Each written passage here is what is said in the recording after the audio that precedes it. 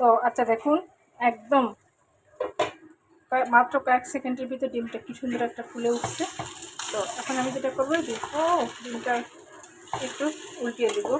যেহেতু ডিমটা আমার একটু ভারী হয়ে গেছে, তো মোটা, এই জন্য উঠাতে গিয়ে ডিমটা আমার ভেঙে গেছে।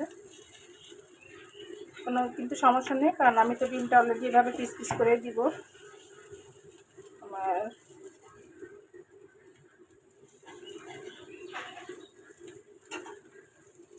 তো যাই হোক, এভাবে পিস পিস করে আমি ডিমটাকে আমি ফ্রাই করে দিচ্ছি।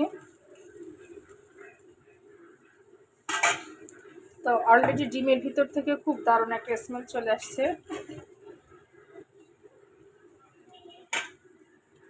তো এটা হতে থাকুক, আর এদিকে আমি যে লাউটা রেখেছি, লাউটার কী অবস্থা দেখি। এটাও প্রায় খুব ভালোভাবেই মানে নরম হয়ে আসছে। আর কচি লাউ তো রান্না হতে খুব একটা বেশি সময় লাগবে না। আর একটু ঢাকা দিয়ে রাখি আমি। আর এটা যেহেতু আমার অলরেডি হয়ে আসছে,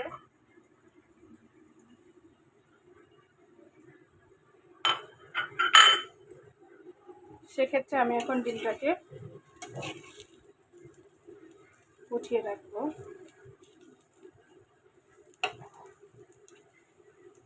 তো দেখছেন, আমি ডিম অমলেটের যে টিপসগুলো দুটো আপনাদের দিয়েছি, কত সুন্দর ডিমটা একদম ভাজা হয়েছে। কালারটাও খুবই আমি আসছে ডিম অমলেটের।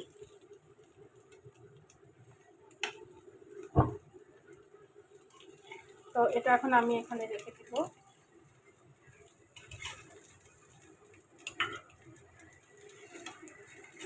এখন তো এটা মনে হচ্ছে শুধুই খেয়ে ফেলি। ডিম অমলেটটা এত সুন্দর একটা স্মেল আসছে, মনে হচ্ছে এভাবে আমি খেয়ে ফেলি।